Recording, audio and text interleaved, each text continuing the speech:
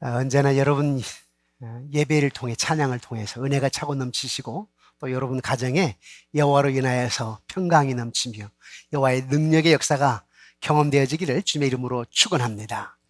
오늘은 맥주 감사주일이에요. 그래서 하나님께 더욱더 감사하는 그런 말씀을 나누어야 되는데요. 맥주절은 이스라엘 백성들을 하나님이 430년 동안 애굽에서 종살이 할 때에 쟤들을 불러내야 되겠는데 온갖 우상 숭배하는 그곳에서 불러내가지고 내가 아브라함에게 약속한 젖과 꿀이 흐르는 땅으로 보내야 되겠는데 이런 생각으로 이스라엘 백성들을 모세를 보내가지고 이끌어내게 만들었습니다. 하나님이 하신 거죠. 그리고 나서 이스라엘 백성들에게 안식일을 지키게 하고 또 11조 헌금을 하게 하고 제사를 지내게 하고 또 절기를 지내게 했습니다. 이 절기 가운데 3대 절기로 유월절, 이스라엘 백성들을 애굽에서 구원해낸 날이죠. 그 구원을 기념하는 유월절을 지키게 하고, 그리고 이제 50일 뒤에 오순절이라고도 하지만 맥추절, 즉 보리맥자, 보리 밀을 걷어들이고 감사해서 맥추절로 지키고, 그리고 이제 그 다음 가을에는 주로 이제 과일인데요, 장막절로 지키겠습니다. 1년에 2번의 추수감사절을 지키게 한 거죠. 전에 보면 우리 학생들이나 대학생들이 이렇게 반문합니다. 목사님, 우린 이스라엘 백성들이 아닌데 왜 우리가 맥주절을 추수감사절을 지켜야 되는가요? 라고 묻는 경우가 있습니다. 우리는 지켜야 되죠. 왜냐하면 여러분들이 영적인 이스라엘 백성들이거든요. 죄의 노예 가운데 있을 때에 하나님이 예수를 보내가지고 여러분들을 구원하셨다고요. 하나님 자녀로 삼으셨어요.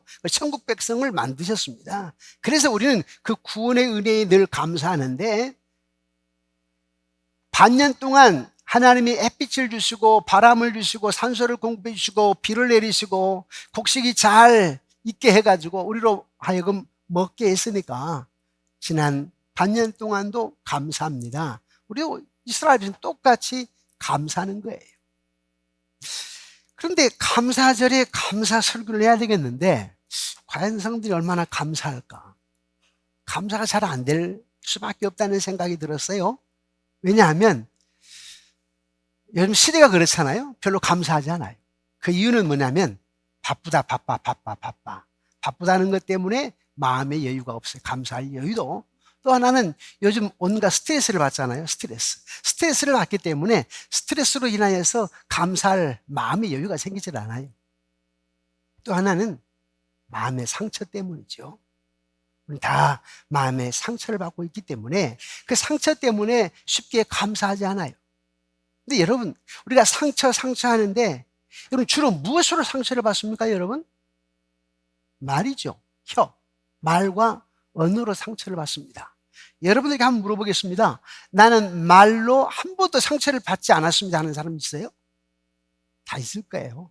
다 상처를 받으셨을 거예요. 어렸을 때 아빠로부터, 엄마로부터, 아니면 선생님으로부터, 친구로부터, 또 여러분 때로는 교회 안에서 우리는 누구나 다 말로 인해서 상처를 받았습니다. 말로 인해서. 그런데 원래 에덴 동산에는 상처가 없었어요. 말로 인하여 상처, 갈등이 없었어요. 미움, 원망, 거짓, 속이는 것, 싸우는 것, 이런 것이 없었잖아요. 아니, 에덴 동산에서는 하와가 스트레스를 안 받았다고 그러잖아요. 왜요? 시어머니 시누이가 없었기 때문에. 네, 그 에덴 동산은 정말 아름다운 곳이었는데 어떻게 우리가 이렇게 감사할 줄 모르고 시기, 질투, 미움, 다툼, 또 말로 또 악한 말을 하기도 하고 이렇게 되었을까? 여러분도 너무나 잘 아는 대로 에덴 동산에 사탄의 침범으로 인한 거죠. 사탄의 침범. 그렇게 평화스럽고 자유함이 있었고, 아마 성경에는 표현되어 있지 않았지만 아담과 하와의 사용하는 언어가 온화, 겸손, 사랑. 또 거기에는 에덴 동산에는 처음에 하나님의 음성만 있어. 하나님의 음성만. 하나님의 음성만 있던 그 평화스러운 아름다운 그 천국 에덴 동산에 사탄이 침범하면서부터 여러분들이 사용하는 언어가 문제가 생기게 된 겁니다. 상처를 주기 시작한 겁니다. 시기, 질투, 미움, 다툼이 들어오게 된 겁니다. 한번 어떻게 이제 그렇게 시작이 되었는가? 우리 창세기 3장을 한번 보도록 할까요? 창세기 3장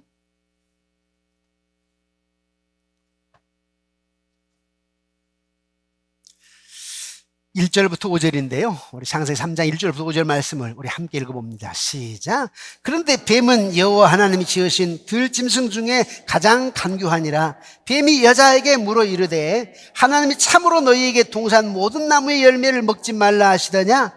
여자가 뱀에게 말하되 동산 나무의 열매를 우리가 먹을 수 있으나 동산 중앙에 있는 나무의 열매는 하나님의 말씀에 너희는 먹지도 말고 만지지도 말라. 너희가 죽을까 하노라 하셨느니라. 뱀이 여자에게 이르되 너희가 결코 죽지 아니하리라. 너희가 그것을 먹는 날에는 너희 눈이 밝아져 하나님과 같이 되어 선악을 알 줄을 하나님이 아심이니라. 완벽한 에덴 동산에 이미 뱀에게 사탄이 들어온 겁니다. 에덴 동산에 사탄의 음성이 들어온 것입니다. 원래는 하나님께서 뭐라고 말씀하셨지요? 창세기 2장 16절 17절이에요. 이게 원래 하나님의 말씀인데 뒤에 3장 1절 5절 바꿔버려 사탄이. 2장 16절 17절 함께 보도록 할까요? 2장 16절 17절 시작.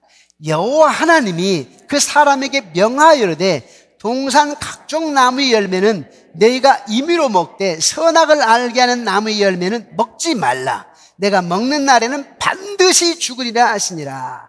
아멘. 원래 하나님이 이 말씀을 주셨다고요. 하나님 명령에 불순종했을 때는 그 즉시 형벌이 임한다라고 하는 하나님의 엄정한 심판의 선언이 있었어요. 그리고 로마서 6장 23절에 죄의 싹은 사망이라, 이 말씀의 진실성을 입증하는 명령이었거든요. 이런데 사탄의 음성이 들어오는 순간부터 인간의 언어가 어떻게 바뀌어졌냐니까 죄와 다툼의 혼란스러운 각주장으로 변해져 버렸습니다. 부간의 언성이 높아지게 되고요. 또 딸과 아들에게 아빠의 언성이 높아지게 되고, 여러분 사회에서도 여기저기 언성이 높아지게 되고, 때로는 교회 안에도 언성이 높아지게 되었습니다. 그래서 사랑하는 성도 여러분, 상대방을 존중하지 않고 언성을 높이는 말이 자기 형상대로 인간을 창조하신 하나님의 권위에 도전한다라고 하는 것을 여러분 모르셨죠?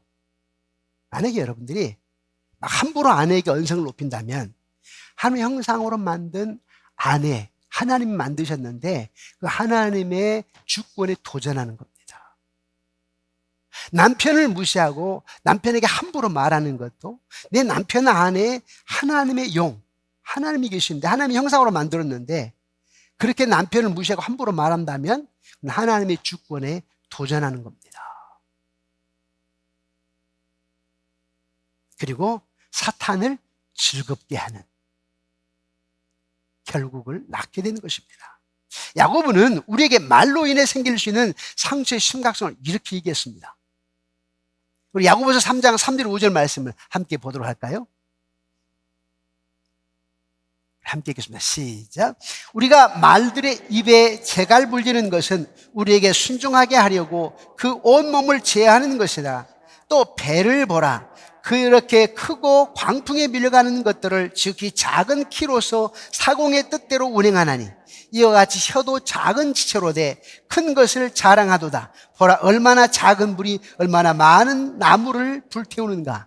오늘 여러분 설교는 상담 설교이기 때문에 여러분들이 좀 후회도 해야 되고 회개도 해야 되고 자성하기도 하고 각성하기도 해야 되고, 또 여러분들 집에 가시게 되면 그렇게 했던, 소리를 질렀던, 또 함부로 말했던 것에 대해서 사과도 해야 될 것입니다. 만약에 그렇지 않게 되면 평생 가슴에 못이 박혀 있기 때문에 해야 됩니다. 오늘 여러분들이 조금 좀 불편한 시간일 거예요. 그러나 불편해야 가정이 행복하게 되는 것이고 조금 불평하고 변화되어야 여러분 아들, 딸들이 행복하는 것이고 그렇지 않게 되면 아들, 딸 행복을 여러분의 한마디가 평생 망쳐놓을 수 있습니다. 심각한 일이에요. 야고보에게 있어서 혀는요, 길들이지 못하는 동물과 같아서 제갈로 말의 입을 채워서 통제하듯이 말을 절제해야 된다고 얘기하고 있는 것입니다. 우리 어른들이 이런 말을 하죠. 남자들에게 남자가 말이 많아 그러잖아요. 남자는 좀 진득해야 된다. 저 어머님에게 그 얘기를 많이 들었거든요. 남자는 좀 진득해야 된다. 이런 말을 어머니에게 많이 들었어요. 왜 그런가 하니까 말이 많으면 실수를 많이 한다고. 근데 이 시대는 또 그래서도 안 되거든요. 또 얘기도 해야 되고 발표력도 있어야 되고. 그러나 또 주의할 것은 성경에 분명히 말씀하고 있기 때문에 우리가 주의를 해야 돼요. 혀를 제어할 줄 알아야 된다는 거죠. 또 큰 배가 광풍에 밀려갈 때 자그마한 키를 통해서 원하는 방향으로 배를 조정할 수 있듯이 혀가 작지만은 혀를 제어하지 않을 경우는 엄청난 범죄가 발생하게 된다라고 하는 것을 하나님 야고보를 통해서 우리에게 각성시켜주고 있습니다. 또한 혀는 불의 세계랍니다. 불의 세계. 불과 같이 모든 것을 확 태워버릴 수 있다는 거예요. 혀가 온 생의 바퀴를 불사르기도 한다는 것입니다. 부모의 말 한마디가 우리 자녀의 평생을 좌우할 수 있습니다. 뭐 여기 속담도 있잖아요. 격언도. 말 한마디로 천냥빛을 갚는다라고 말하지만 말 한마디로 사람을 죽이고 살리기도 합니다. 말 한마디로. 그 말 한마디가 상처가 돼가지고 평생, 어릴 때의 그 상처가 평생 갈 수도 있습니다. 그래서 잠언에는 타락한 세계의 삶에서 말의 영적인 전쟁을 다음과 같이 묘사를 했어요. 잠언 10장 19절에 함께 읽어볼까요? 잠언 10장 19절 시작. 말이 많으면 허물을 면하기 어려우나 그 입술을 제어하는 자는 지혜가 있느니라. 또 12장 17절 18절입니다. 12장 17절 18절 시작. 진리를 말하는 자는 의를 나타내어도 거짓 증인은 속이는 말을 하느니라. 칼로 찌름같이 함부로 말하는 자가 있거니와 지혜로운 자의 혀는 양약과 같으니라. 칼로 찌름같이 함부로 말하는 말 한마디가 우리의 폐부를 찌를 수 있다는 겁니다. 우리의 연약함은 말 때문에 일어나는 다툼의 모습에서 가장 분명하게 드러나는데 하지만 우리 낙심할 필요가 없습니다. 오늘 여러분 조금 심각해지고 괜히 죄책스럽고 미안스럽고 하지만 그리고 또 여러분 한편으로 당신이 그랬어 라고 원망할 수도 있겠지만 그리고 한편으로 보면 이런 남편 변할까? 아이고 그냥 죽지 못해 산다. 이혼하지 못해 산다. 이럴 수도 여러분 가운데는 없겠지만 또 그런 분들이 간혹 있어요.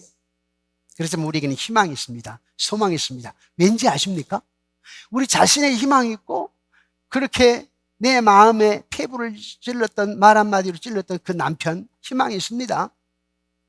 우리 아내에게도 희망이 있고 우리에게도 아이들에게도 희망이 있습니다. 왜냐하면 말씀을 우리 자연 만물을 창조하신 하나님 말씀이 육신이 되어가지고 말씀은 우리를 다스리시고 우리를 변화시킬 수 있기 때문에 그렇습니다. 아멘이십니까? 우리 흔히 이런 얘기를 해요.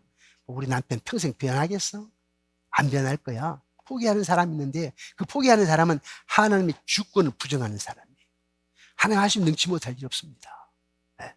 일반적으로 보편적으로 그렇게 말을 하죠. 그러나 우리는 그런 생각을 하면 안 됩니다. 우리 희망을 가져야 됩니다. 내 남편에게, 내 아내에게, 또 아이들 입장에서는 억압하는, 함부로 말하는 우리 아빠, 내가 기도하면 변할 수 있다. 이런 어떤 희망을 가져야 됩니다. 말로 인한 문제는요, 인간 마음의 문제인 매우 영적인 문제예요. 이 말의 문제는, 여러분의 말의 문제는 마음의 문제이며 그리고 영적인 문제입니다. 남편이나 아내가 상대방의 말 때문에 상처를 받는다면 남편이나 아내에게 영적인 문제가 있는 겁니다. 나는 믿음이 좋은 것 같은데, 나는 성경을 많이 아는 것 같은데, 여러분 말을 함부로 해가지고 아내의 폐부를 찌른다면 여러분 영적인 문제가 있는 사람이에요. 아내가 교회에서 열심히 아무리 봉사를 한다 할지라도, 누군가 믿음 좋은 것처럼 여러분들 인정한다 할지라도, 엄마로서 아내로서 남편에게 함부로 말해가지고 남편의 폐부를 찌른 말을 했다면 그분은 영적인 문제가 있는 사람이었어요. 영적인 문제가 큰 갈등을 낳고 삶의 문제거리가 됩니다. 바울은 에베소서 4장에서 그도 몸에 대해서 많은 이야기를 하는데, 우리가 부름받은 이유가 무엇 때문이라고 하냐면은 모든 겸손과 온유하게 하기 위해서 불렀답니다. 여러분들을 부른 이유가 에베소 4장에 하나님 바울을 통해서 왜 불렀다고 얘기하냐면은, 여러분 모든 겸손과 온유하게 하기 위해서 불렀다는 것입니다. 또 여러분들을 부른 이유가 뭐냐면, 오래 참음으로 사랑 가운데서 서로 용납하게 하기 위해서 불렀답니다. 근데 여러분들이 사랑하지 못한다면, 신앙생활 30년, 40년 하면서도 누군가를 원망하고 불평하고 있다면, 여러분들이 지금 하나님의 말씀에 거역하는 것이고 하나님의 주권을 부정하는 것입니다. 그리고 여러분들이 믿음 있는 것처럼 생각할지 모르지만 영적인 문제 있는 사람입니다. 우리들이 부름받은 이유가 뭐냐? 평안에 매는 줄로 성령의 하나 되게 하기 위함이라고 얘기합니다. 자, 하나님이 여러분 부른 이유가 뭐냐면 부부간에 하나 되게 하기 위함이라는, 하나님이 여러분 부른 이유는 어떤 공동체 안에서 하나 되게 하기 위함이래요. 그런데 하나됨을 깨는 사람은 어떤 사람이라? 영적으로 문제 있는 사람이라고 성경은 얘기합니다. 그러면서 바울은 에베소 4장 끝부분쯤 가가지고 마귀에게 틈을 주지 말라 그랬어요. 자, 영적인 문제는 하나님의 지배 아래 있는 게 아니라, 하나님 뜻에 따라 사는 사람이 아니라 사실 마귀에게 틈을 줘가지고 마귀에게 놀이개감이 되었다라고 하는 그런 표현이에요. 네. 이야, 심각해지죠. 굉장히 숙연해졌죠, 지금 분위기가. 우리를 넘어뜨리는 사탄의 모략을 이겨내기 위해서 우리는 싸워야 되는데요, 삶은 어차피 전투예요. 영적인 전투입니다. 날마다 사탄과 싸워서 이겨야 되는데, 사탄과 싸워서 이긴다는 말이 무슨 말이냐? 여러분, 품격 있는 말을 써야 되는데, 품격 있는 인격을 갖춰야 되는데, 그 사람의 인격은 어디서 나타납니까? 말에서 나타납니다. 언어에서 나타납니다. 그분이 사용하는 언어에서 그분의 품격을 알 수가 있습니다.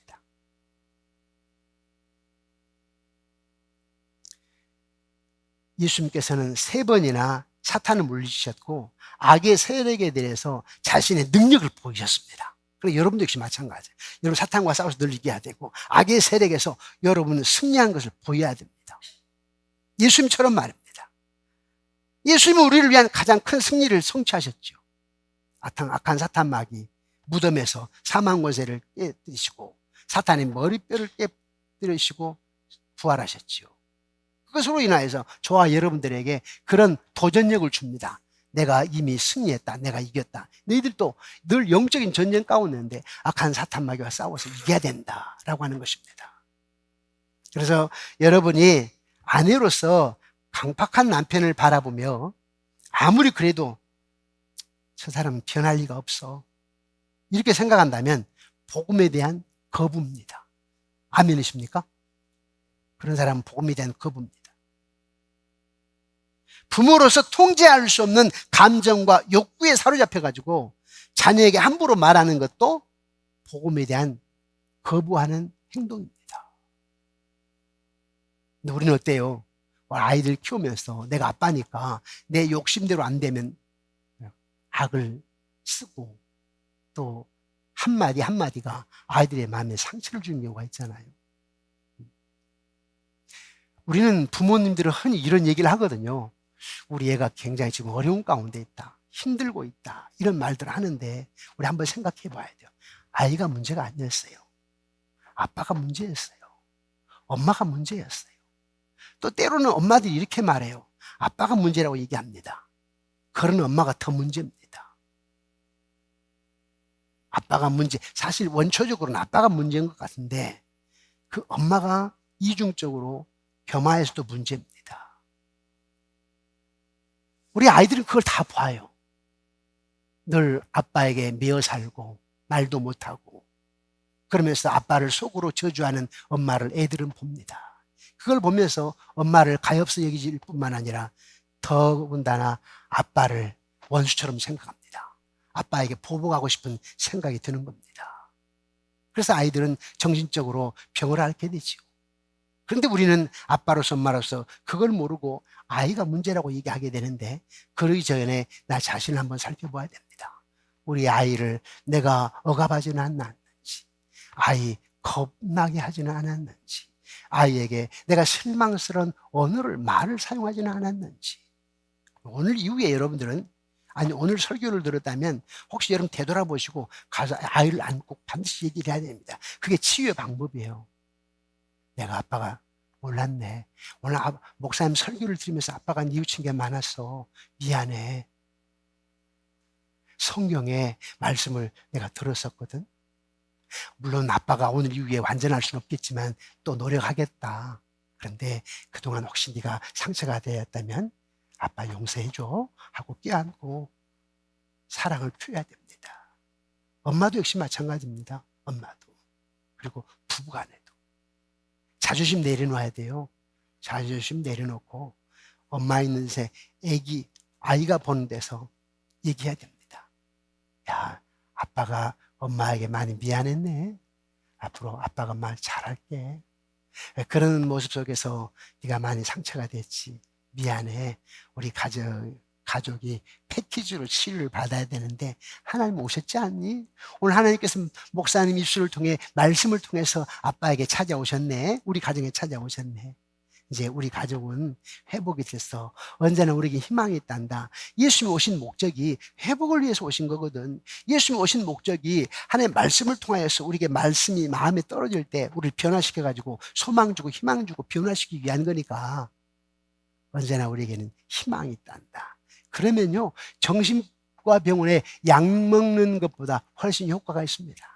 그런 마음의 영적인 치료가 되지 않고서는 아무리 정신병원 약을 먹어도 오히려 몸만 더 해치는 거예요. 물론 정신병원 약도 먹어야 됩니다. 완전 부정한 건 아니에요. 그렇지만 사실은 먼저는 나와 하나님과의 관계랍니다. 영적인 문제예요. 먼저는 영적인 문제예요, 사실은.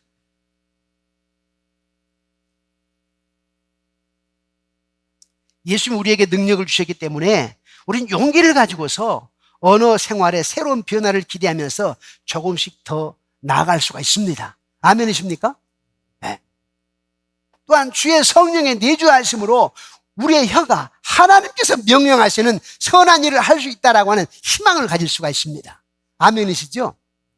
우리는 이렇게 찬양하죠. 성령 받으라, 성령 받으라. 이런 찬양. 성령 충만으로, 성령 충만으로, 새롭게. 아니, 성령 충만, 새롭단 말이 뭔 말인가? 뭐, 투시 은사? 환상을 보고 무슨 예언을 하고? 물론 그것도 부인할 수는 없어요. 그러나, 우리가 성령 충만하다라고 하는 성령 능력을 받다라고 하는 것은 신앙 인격이 올시다. 신앙 인격이에요. 그리고 믿음 가운데 소망입니다. 내가 상황을 보고 환경을 보고 안 될 것 같으나, 내 아내가 볼 때, 여보, 뭐 되겠어? 해도, 무슨 얘기야, 여보? 하나님 살아계시는데. 또 우리 아이들을 보면서, 우리 아이들이 학급에서, 반에서 30명에 28등을 한다 할지라도, 하나님은 지혜의 주인이셔. 하나님이 너의 지혜의 문을 열어주시면은 순간에 네가 변화되고, 하나님께 너를 변화시킬 수가 있어. 소망을 줘야 되거든요. 하나님 창조자인데? 없는 있게 하신 분인데? 죽은 자를 살리신 분이신데 능치 못할 일이 어디 있느냐고요. 능치 못할 일이. 우리는 소망이 있는 거예요. 그게 믿는 자의 특권 아닙니까? 만약에 그런 믿는 자의 특권을 우리가 알지 못하고 신앙생활을 한다면 사실 억울한 일이에요. 억울한 일. 근데 가만히 보면 우리가 신앙생활을 20년, 30년 나중에 천국 문이 열리게 될 때 억울할 사람 너무나 많을 겁니다. 이야, 그 하나님의 주권과 능력을 내가 가지고 있었는데 그렇게 살지 못했던 거 지나놓고 보니까, 그리고 천국 간데 천국 문턱에서 어떻게 그냥 간들간들 합격은 천국은 가겠지만 어쩌면 천국 가서 억울할 거예요. 이 땅에서 우리가 산다라고 하는 것은 믿음의 특권입니다. 세상 사람들이야 주어진 조건과 환경 가운데 실망하게 되고 불평하게 되고 원망하게 되고 의기소침해 살아가지만, 그걸 보고 사람을 판단하지만은 저와 여러분들은 그게 아니에요. 소망이 있어요. 저도 이제 7월 둘째 주가 설립 30주년이지 않습니까? 사실 이 교회 건물 건축하고 하나님 건축하게 하셨는데 건축하고 저는 한 8, 9년 동안 참 힘들었어요. 왜? 허벌판이잖아요. 그리고 여기에 약 2,800세대가 보니까 3번에는 제가 아파트 한 동을 제 꼭대기에 올라가가지고 뭐 24층에 올라가가지고 전단지를 가지고 주부를 가지고 1층까지 내려오게 되면 보통 한 라인에 한 4, 5개 교패가 붙어 있어요. 근데 여기 아파트는 딱 보니까 몇 년 동안 보니까요. 한 라인에 교패 하나 있을까 말까. 한 동에 보니까 5개 정도. 한 140세대가 되는데 교패 붙어 있는 이 동이 5개, 6개밖에 없어요. 그리고 여기서 설교를 하는데 정말 힘들었어요. 몇 년 동안. 교회는 성장할 수가 없는 어떤 상황 속에서. 뭐 그렇다고 주차장이 반듯합니까? 어려웠어요. 그러나 내 가슴 속에는 주님이 하신다. 주님이 역사하신다. 뭐 수지나 다른 데 우후죽순 동탄처럼 우후죽순처럼 아파트가 들어선 데서 교회가 성장하는 건 쉽다고 말씀있지만 야, 이거 참 어렵구나. 그러나 기다려왔어요. 오랫동안 기다려왔어요. 내가 목회 사역을 마칠 때까지 우리 하나님 분명히 역사하실 것이다. 하나님 전능하신 분이야. 하나님 안 될 것 같아 되게 하신 분이시지. 불가능한 것 같아 가능케 하신 분이야. 없는 것 같아 있게 하신 분이시지. 그래 왔는데 생각지 못했는데 아니 여기 아파트 들어설 생각 못하고 땅을 사는 거예요. 그런데 아파트가 이번 10월인가 11월인가 1,000세대가 입주를 하고 내년 10월달 2,000세대가 입주가 3,000세대가 입주를 하잖아요. 이제 우리는 2년 후면 자리 차고 넘치는 거예요. 그러니까 전에는 10여 년 전에는 군포 3번 있는 목사님들이 정 목사님 왜 저기다 땅을 샀을까? 허벌판에다 그러셨는데 지금 뭐라고 그래요? 저는 분명히 청와대 백이 있다. 미리 알고 땅 샀다. 그때 말하지. 10년 전에. 그때는 전부 사람 속 없는 사람이다. 뭘 모르는 사람이 있을 건데. 이렇게 만드시면 누구예요? 하나님이요. 교회만이 아니에요. 여러분 인생도 역시 마찬가지입니다. 여러분 지금 좀 어려움이 있어도 여러분 자녀 인생에 좀 어려움이 있어도 아빠로서 엄마로서 인내하고 기도한다면 5년에 10년에 놀라운 하나님의 역사가 여러분 있어진다는 사실입니다. 그게 믿는 자의 특권 아닙니까? 만약에 그렇지 않으면 억울해서 어떻게 사냐고. 남들 여행 갈 때 여행 가지 못하고 남들 돈 쓸 때 쓰지 못하고 11조하고 봉사하고. 그런데 여러분이 아무리 열매가 아니 요한복음 10장 10절에는 우리가 이 땅에 예수님이 오신 목적이 뭐냐면 양으로 하여금 생명을 얻게 하고 즉 천국 백성입니다. 두 번째는 더 풍요로움을 얻게 하려 합니다. 이 땅에서 풍요로움을 얻게 하는 거예요. 근데 이 땅의 풍요로움이라고 하는 것이 지금 환경과 상황이 풍요로워서가기보다도 지금 내가 없지만은 5년에 10년 후에 가불에서 쓰는 것처럼 되어질 것을 생각하면서 내가 평안하고 기쁨을 누리는 거예요. 기쁨을 누리는 거예요. 하나님께서 이스라엘 백성들에게 에덴 동산의 사탄의 말을 들음으로 말미암아 너희에게 슬픔과 고통과 범민과 아픔과 부족과 전쟁과 싸움과 질병과 결국 죽음이 와버렸는데 말이야. 내가 우주 자연의 만물을 말씀으로 창조했지 않니? 그런데 예수님 말씀이 육신이 돼서 왔다고? 예수님이 너희들이 10년 가운데 온 이유가 뭐냐? 자, 나는 지금 부활 승천한 후에 내 영으로 성령을 보내주었는데 우리 몸속에 우리 마음속에 있는 성령 하나님이 바로 예수님이라고 영으로 계신다고 예수님이. 그런데 그것은 곧 뭐냐? 말씀으로 창조하신 하나님 여러분 변화시키기 위해서 희망을 기쁨을 행복을 주기 위해서 말입니다. 그래서 창세기 1장에 보시기에 좋았더라 보시기에 좋았더라 보시기에 좋았다 히브리어 토브인데 예수 왜 만드셨다고요? 행복을 위해서.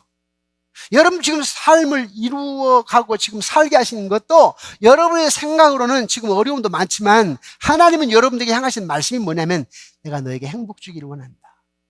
내가 너에게 기쁨 주기를 원한다. 믿음 안에서 기쁨과 행복 주기를 원한다라고 말씀하십니다. 예수님이 오심으로 우리의 말은 가장 사악하게 속이는 사탄의 말을 따르는 것이 아니라 위대한 말씀을 보여주신 하나님의 말씀의 방법을 따를 수 있는 소망이 있게 하는 것입니다. 그러므로 이제 말씀을 맺으면서 몇 가지 한번 점검하고 말씀을 맺겠습니다. 첫째, 여러분은 겸손히 자신의 무능력을 인정하고 무능력 인정해야 됩니다. 자신의 겸손히 무능력을 인정하고 중요한 대화를 하기 전에 주님의 도우심을 간구해 오셨습니까? 사업장 오픈하기 전에, 자녀 시험 보기 전에, 수술 받기 전에, 또 어떤 수주 관계를 맺기 전에, 결혼하기 전에, 건물을 건축하기 전에 나는 부족하고 연약합니다. 주님의 도움이 필요합니다. 늘 순간순간마다 하나님의 도움을 구하셨는지요? 아니면 내가 있으니까, 내가 가졌으니까, 내가 갖추었으니까 그것 때문에 기도를 소홀히 하고, 또 때로는 기도하지 않는 이유가 지금 상황과 환경만 보면서 낙심해가지고 기도할 마음이 안 된다고, 기도할 맛이 안 난다고. 혹시 기도하지 않으셨는지. 오늘 이후에 우리는 겸손히 자신의 무능력을 인정해야 됩니다.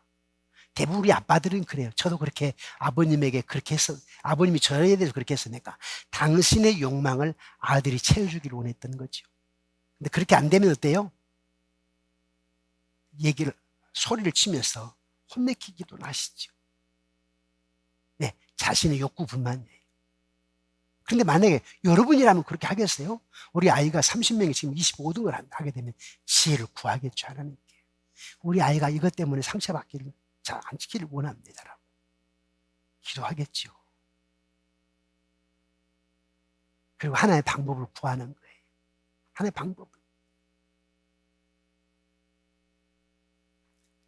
여러분, 인간관계 속에서 두 번째로는 주님의 은혜와 권능으로 할 수 있는 것들을 자신의 말로서 억지로 이루려고 하지는 않았는지, 내 말로서 억지로 이루려고 내가 할 것처럼. 여러분 잘못이에요.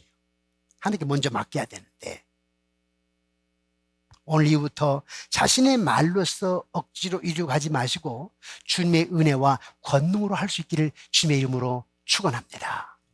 세 번째 또 검증해 볼 것은, 여러분은 자신의 말의 연약함을 인정하고 그 문제를 다시 들추어서 여러분이 상처를 주었던 남편이나 아내, 아들, 딸, 성도에게 사과하고, 또 하나님께 죄를 고백하고 새로운 언어 습관을 갖기로 결심할 마음을 가져야 될 줄로 믿습니다. 네 번째는, 여러분 다른 사람이 여러분의 말 속에 있는 죄를 지적한다면, 혹시 여러분 남편이 여러분 말 속에 죄를 지적한다면, 또 아내가 지적한다면, 때로는 교회 안에 어떤 장로님이 지적한다면 겸손하게 자존심을 내려놓고 수긍하며 받아들일 수 있어야 되는데, 그런 자세를 여러분 갖추고 있는지요? 갖추고 있어야 됩니다. 아니, 저도 성도님들이 간간히 하는 얘기 한번 내가 비춰보는 거예요. 저 얘기를 내가 들을 수도 있었겠구나. 그런 경우도 있고, 아니면 뭔가 저분이 자기 생각이구나 싶을 때도 있고, 자기 방식이구나 싶을 때도 있어요. 그러나 한편으로는 또 그분을 통해서 내가 깨닫는 것도 있다고. 그렇기 때문에 여러분들이 아내나 남편이 여러분 어느 습관의 죄를 지적한다고 할 것 같으면은 겸손하게 내려놓고 사과도 하고 수긍도 하고 또 바뀌어갈 줄로 믿습니다. 마지막입니다. 여러분, 다른 사람이 여러분의 말 속에 있는 죄를 지적하고 지적한다면 부인하지 않고 합리화하지 않고 격하지 않고 비난하지도 않겠지만, 다른 사람들을 축복하고 주님을 영광스럽게 하는 방법으로 말할 수 있는 소망을 주신 것에 대해서 날마다 감사할 수 있을지. 나에게 소망을 주셨구나. 나에게 언어의 사용에 변화를 가져올 수 있는 소망을 주셨구나. 이게 오늘 설교가 좀 마음이 아프기도 해. 내가 잘못했구나. 내 마음을 좀 찔리게 하는 말씀이었구나. 하지만서도 이야, 희망이네. 우리 가정을 살릴 수 있는 희망의 말씀이네. 우리 자녀 앞으로 몇십 년의 삶을 아름답게 행복의 길로 안내할 수 있는 말씀이었네. 그걸 하면서 여러분이 감사할 수 있느냐 이 말입니다. 아멘입니까? 오늘 설교 여러분들은 감사할 수 있어야 됩니다. 아니, 설교를 준비하는 나도 그거 완벽합니까? 아니죠. 저기 사모가 앉아 있었지만 38년 동안 살면서 상처된 말 한마디도 안 들었을까요? 들었어요. 그러나 나부터 오늘 좀 다르기는 달랐다고 하겠지만, 그래도 하나님 오늘 우리에게 기회를 주신 것은 좀 더 아름다운 모습으로, 좀 더 말에 품격 있는 사람으로 거룩한 영향력을 미쳐서 우리 아이들이 여러분들을 보면서 신앙생활을 잘할 수 있도록, 여러분들의 언어 사용에 따라서 여러분 자녀들의 신앙생활이 좌우됩니다. 여러분들의 행동에 따라서 신앙생활이 좌우됩니다. 어릴 때는 괜찮아요. 따라다녀요. 어릴 때는 교회 다녀요. 사춘기 때부터는 벌써 눈을 뜨거든요. 지나온 18년 동안 나 벌장 다 봤대. 아빠 봤대요. 엄마 다 봤대. 그러다 보면 사춘기 때 교회 안 나와요. 거절해요. 거부해요. 그러다 보니까 때로는 목회자 자녀도 장로님 자녀들도 비뚤어진 길로 걸어가는 사람들이 얼마나 많습니까? 저를 비롯해서 우리 모두가 다 내가 사용하는 언어에 문제는 없는가? 영적인 문제는 없는가? 만약에 내가 내 과욕을 부리고 내 마음대로 소리를 치고 말을 한다고 할 것 같으면 하나님의 형상으로 지음받은 내 아내, 내 딸, 내 아들, 하나님의 주권을 내가 거부했구나. 복음의 능력을 내가 거부했구나. 인정하지 않았구나 생각하고 자성하고 회개하면서 앞으로 다시 한번 오늘 결심하고 다짐할 때 내가 사용하는 언어가 품격 있는 언어, 자유 주시려고, 온유함 주시려고, 평화 주시려고, 사랑의 띠로 하나 맺게 해주시려고 나를 부르셨사오니 그렇게 쓰임받게 하옵소서. 이렇게 기도하시고 이렇게 쓰임받는 저와 여러분 되어지기를 주님의 이름으로 축원합니다.